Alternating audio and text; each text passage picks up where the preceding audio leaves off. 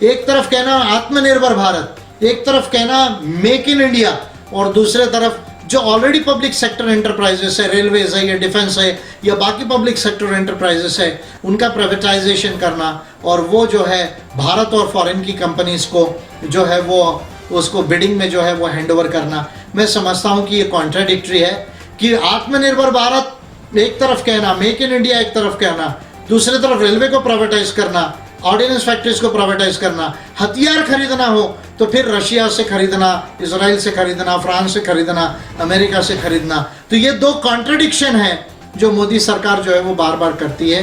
तो इस बात को हम कंडेम करते हैं। ऑयल और डीजल के प्राइसेस जो है वो रीजनेबल मार्केट प्राइस के साथ फिर जो है वापस फ्लक्चुएट होने चाहिए। पेट्रोलियम प्रोडक्ट्स को जो है जीएसटी के अंदर लेना चाहिए और रीजनेबल स्लैब के अंदर लेना चाहिए। और जो हमारी पीएसयूज है उनको हम चाइना के साथ कॉम्पीट कर रहे हैं। अभी हमारे 59 ऐप्स को उनको बैन किया, हमने टेलीकॉम में उनको बैन किया, रोड्स में, रेलवेज में, हमने हर जगह उनको बैन करना स्टार्ट किया है। वो कम से कम चाइना से हम कम से कम एक चीज़ तो कम से कम अल्टरनेटिव सीखे कि चाइना ने खुद की पब्लिक सेक्टर्स को कितना ज़्यादा मॉडर्नाइज करके स्ट्रॉन्ग किया।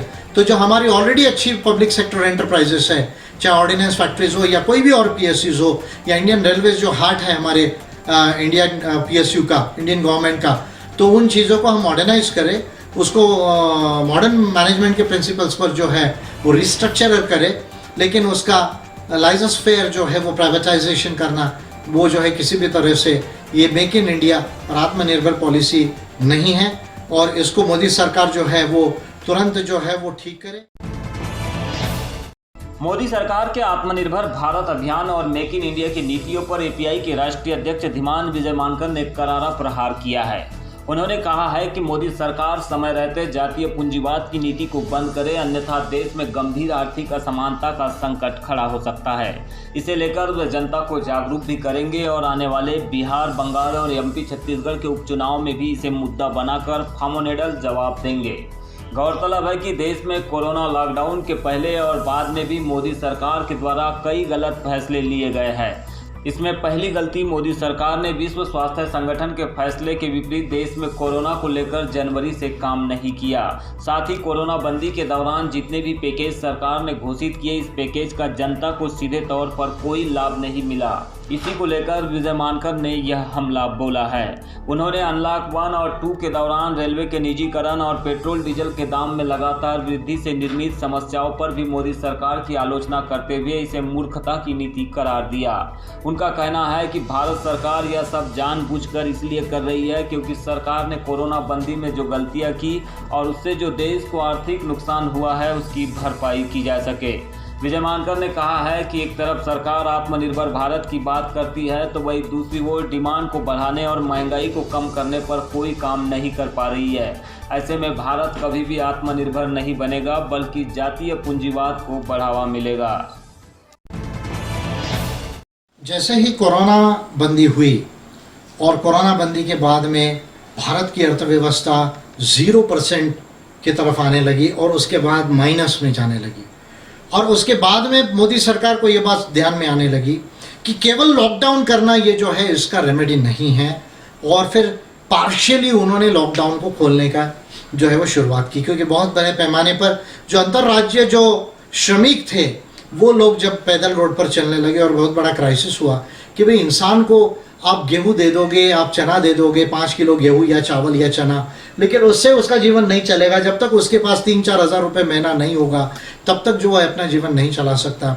ये बात उन्हें ध्यान में आई, और क्योंकि मोदी गवर्नमेंट को डायरेक्ट कैश ट्रांसफ़र नहीं देना था और इस इकोनॉमी में उसको संभालने का और कोई रास्ता नहीं था, उन्होंने जो है वो सद्बुद्धि से जो है धीरे धीरे लॉकडाउन खोलना चालू किया।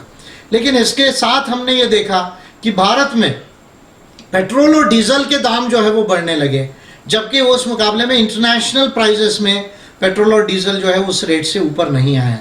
ये प्रमुखता है इसलिए हुआ क्योंकि जो इसके ऊपर में जो टैक्सेशन सिस्टम है स्टेट गवर्नमेंट्स का और सेंट्रल गवर्नमेंट का, वो टैक्सेशन सिस्टम जो है उसको जो है वो बढ़ाया गया, और उसके वजह से ये रेट्स जो है वो कंटिन्यूसली बढ़ रहे हैं। और इसकी वजह से लगभग 3 लाख करोड़ रुपया लगभग जो है सरकारों के पास में वापस आया, 3 लाख करोड़ रुपया।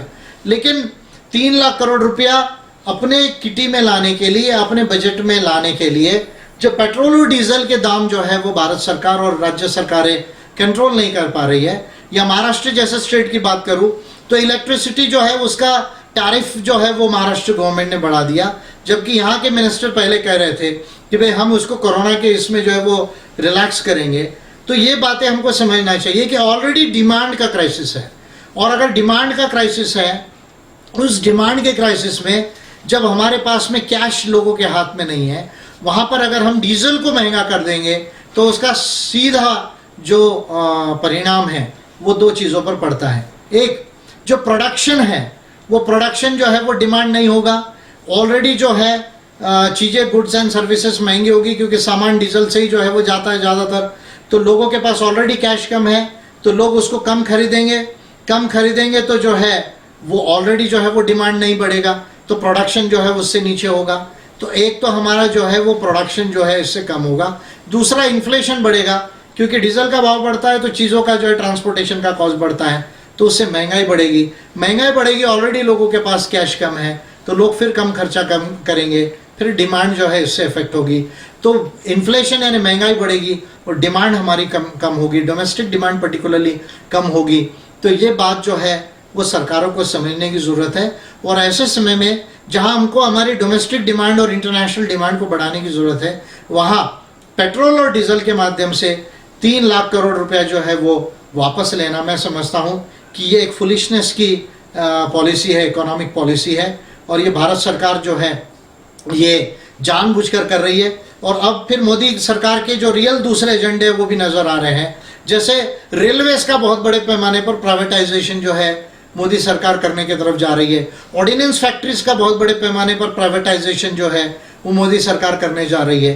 यानी कोरोना बंदी में भारत की अर्थव्यवस्था को ठीक करने के बजाय एक तरफ कहना आत्मनिर्भर भारत, एक तरफ कहना मेक इन इंडिया, और दूसरे तरफ जो ऑलरेडी पब्लिक सेक्टर एंटरप्राइजेस है, रेलवेज है या डिफेंस है या बाकी पब्लिक सेक्टर एंटरप्राइजेस है, उनका प्राइवेटाइजेशन करना और वो जो है भारत और फॉरेन की कंपनीज को जो है वो उसको बिडिंग में जो है वो हैंडओवर करना, मैं समझता हूँ कि ये कॉन्ट्राडिक्टरी है कि आत्मनिर्भर भारत एक तरफ कहना, मेक इन इंडिया एक तरफ कहना, दूसरी तरफ रेलवे को प्राइवेटाइज करना, ऑर्डिनेंस फैक्ट्रीज को प्राइवेटाइज करना। हथियार खरीदना हो तो फिर रशिया से खरीदना, इजराइल से खरीदना, फ्रांस से खरीदना, अमेरिका से खरीदना।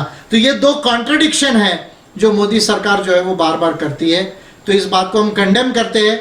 ऑयल और डीजल के प्राइसेस जो है वो रीजनेबल मार्केट प्राइस के साथ फिर जो है वापस फ्लक्चुएट होने चाहिए।